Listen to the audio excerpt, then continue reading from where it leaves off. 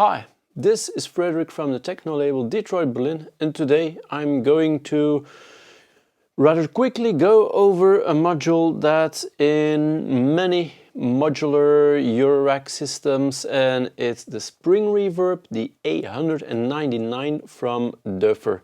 I've got 3 of them, and you probably might wonder why in the name of whatever do you have got 3 of them? I'll explain in a minute, but let's first look at how I set this up. So I have a patch running on the Moog Matriarch. The output from the filter is going into a VCA, and then it's going into a mixer, and it's going to 2 spring reverbs, one pan to the left, one pan to the right, and then it's going back into the Matriarch to the output. Why do I've got 3 of them? I first had this one, my first spring reverb from Doepfer, and I loved it. I bought a Moog Matriarch and I wanted a stereo spring reverb to output the Matriarch through the spring reverb and then to the mixer, to the DAW, etc. And I bought another one several years later, not long ago. The first one I bought like almost 10 years ago. And there's, in my opinion, a massive difference between the 2 of them. They have a particular sound and the sound is not the same. So when using them in a stereo image, the image would be really unstable and the tone would be totally different, and I didn't like that. So the solution was to buy yet another one or sell the newer one or the older one, to search for a second older one or a new one. So I did the latter and I bought another new one because I actually prefer the sound of the texture, the vintageness, if I can call it that way, of the older one. It has a different feeling, it reacts in a different way. Plus, with the older spring reverb, the thing I like, besides the nice vintage sound, is that the reverb out is normalized to the external feedback in, which means if you don't plug anything in there, then it creates a loop, and when you turn the feedback knob up, you get feedback because the reverb is looping. With the newer ones, you need to plug a cable in. I first thought when I bought the first newer one that it was a malfunction of the device because the older one did it. The newer one, I don't think it's normalized because when there's nothing plugged in, you can turn up the feedback and you get nothing. By the way, the older one, I think it feedbacks earlier than the newer one. So the newer one, you really have to turn the feedback up, and then after a while it goes into feedback. The older one is pretty quick into feedback. So there's another difference between the older version, like from maybe 5 to 10 years ago, and then the newer version is slightly different. Also on the back, the newer version, you can unplug the cables. With the older versions, they're really soldered against the PCB. Only on the spring tank you can unplug them. Same with the newer ones. On the spring tank you can also unplug them, but also on the PCB. So that's actually not so bad, because yeah, if you need a longer cable, if you want to put the spring tank somewhere farther away, then yeah, it's possible. Maybe you already seen it, but I'm actually using the spring tanks in kind of an effect way. They're Doepfer blanking plates. I drilled holes in them so I could mount the spring tank on the back, and I can just reach for the spring tank and yeah, play with it. So even when not playing anything on my synthesizer, I can create sound effects with those spring tanks. And because I got 2 of them, actually 3, this one is also down there somewhere, but 2 I can reach, and I can use it also in kind of a stereo way, so that's pretty nice. I might just run you through the patch and play a little bit, let you hear how the modules sound, the spring reverbs, and maybe first take a quick look on the inputs and the outputs. So you got 4 knobs. One is the level of the incoming signal sent to the reverb tank. So the louder the signal, the more the reverb will saturate, and the more signal will, the reverb, the springs, they will shake a little harder when you turn up the volume. Then the feedback knob is to, when you make a loop or when it's normalized, when you turn the feedback up, you just send the reverb output, so the wet signal, back into the input, the external input on the module.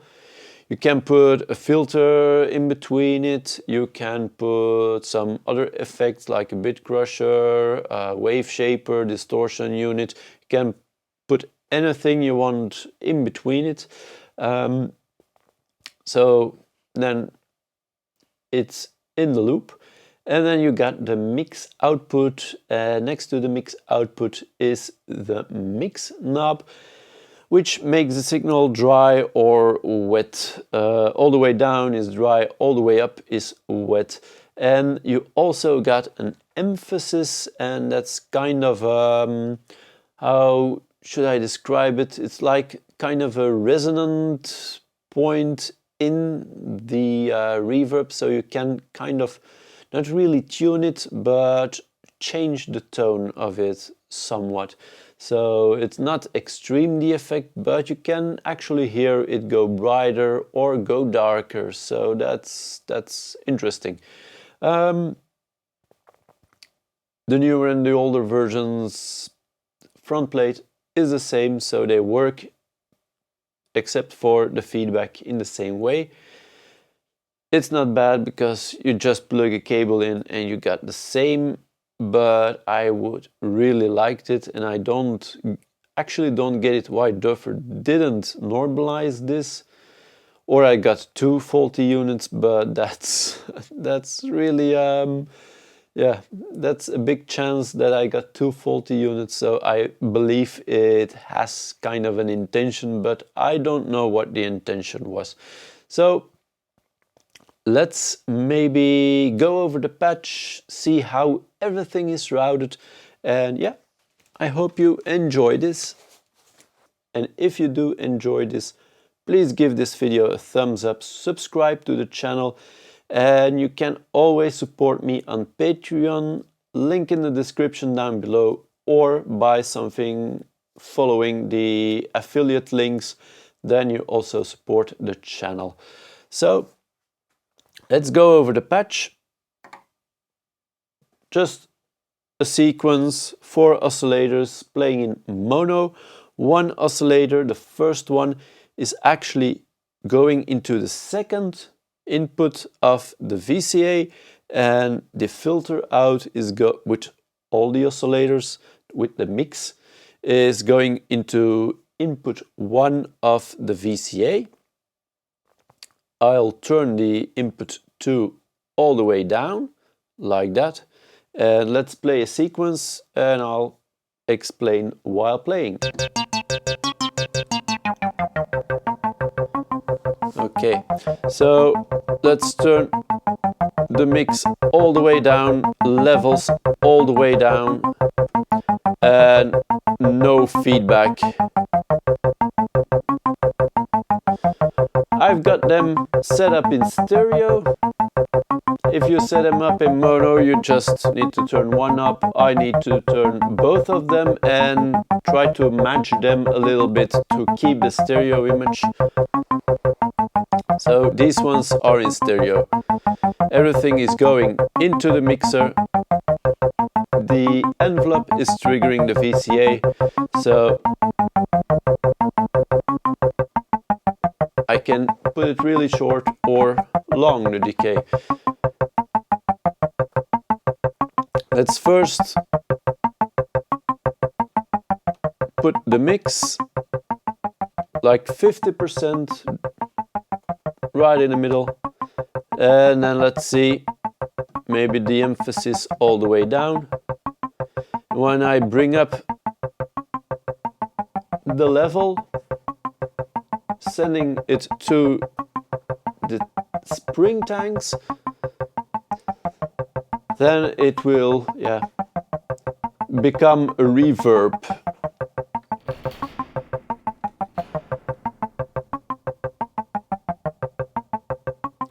Also, when I kind of push onto the springs,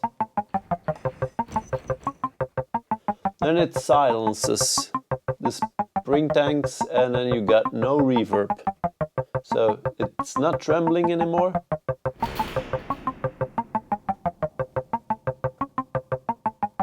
Let's introduce a bit of feedback.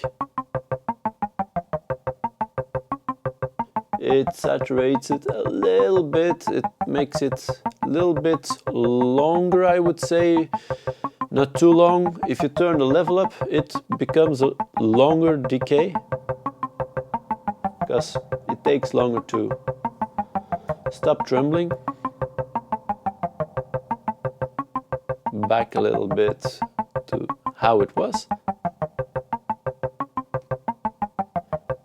If you go towards, let's say, 7 on the newer spring reverbs, you start to hear the feedback kicking in.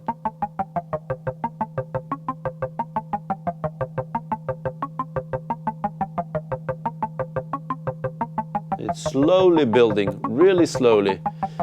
When I will introduce the older spring reverb, it really kicks in sooner.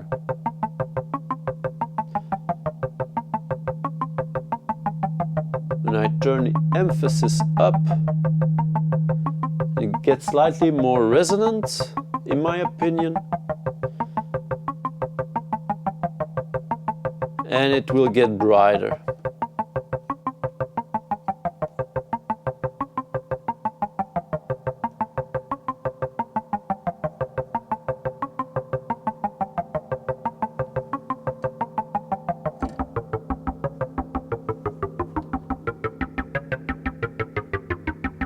So now there's a pretty amount of feedback, and then it gets a little bit washed out. So let's make it less washed out. Can always turn the mix up.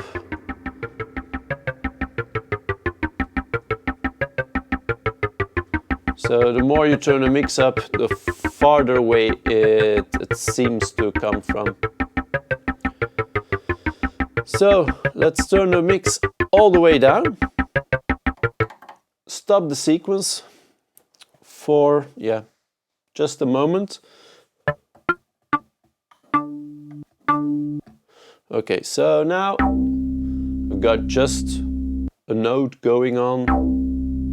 And let me introduce the first spring reverb, which I put in front of the VCA, and I'm only sending, let's maybe turn input 1 down. Let's see.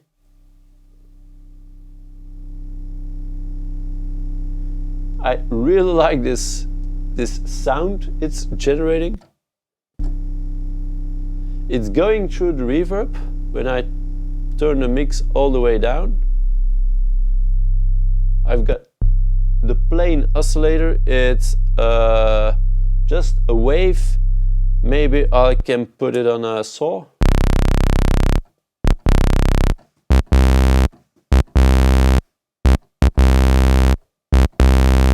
And when I turn the mix up,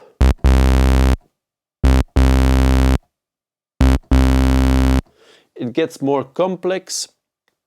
It's almost like saturation, wavefolding a little bit, but it will have a tail, so if you play quickly, it kind of muddies, but also kind of glues everything together, so it makes it dirty, but I think it's dirty in a nice way. So turn the feedback down, turn the level down, the emphasis maybe a little bit down.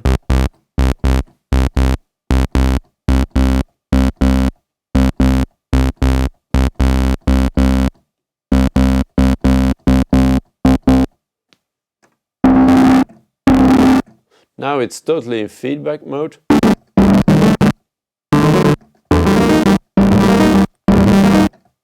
So it really gets this weird tone, but slightly in the mix it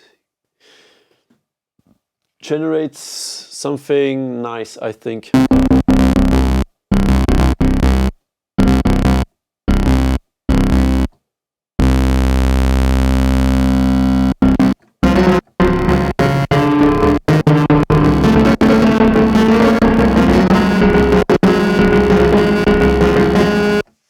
So really weird, but in a nice way, I think.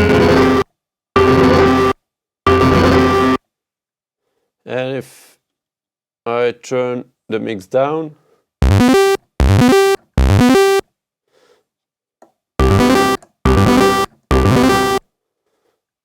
yeah, I hope you like this sound. I do. I use this spring reverb in a normal way until I kind of discovered how you can make an oscillator sound different by passing it through a spring reverb. And then maybe introduce the other one, the stereo. Turn it all the way up.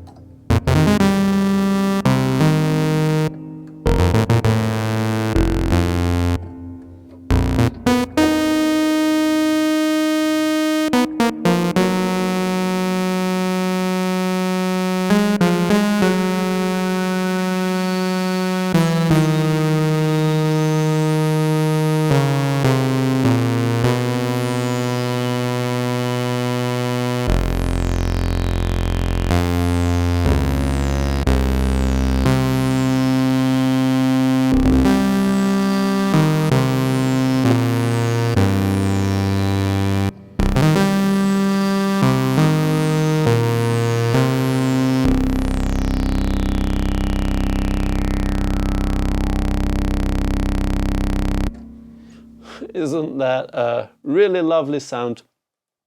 By the way, I'm kind of pushing my Patreon because I haven't had any Patreons yet to support the channel. When you sign up, you can actually get all audio from my videos without me rambling about, just the audio from the synthesizer. So you can do anything that you want with it. You can sample it, you can use it. I don't mind, I'm not using it, so you can if you become a Patreon. So every new video I will upload some of the audio of the previous videos, and yeah, that way you get something nice, you can support the channel, and yeah, I hope you like that. I think I'm pretty much done with this overview of the spring reverb. If you have any questions or suggestions for other modules, please leave it in the comment section down below. I would like to thank you for watching, and yeah, like I mentioned, please give this video a thumbs up.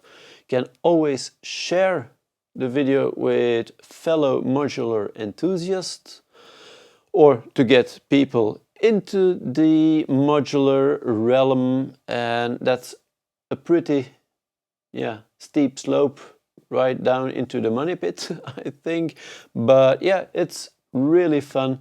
So please pull everyone down in that money pit of buying modules and stuff. Especially follow those affiliate links. That would be nice. And again, thank you for watching. Hope to see you next time. Please take care and bye bye.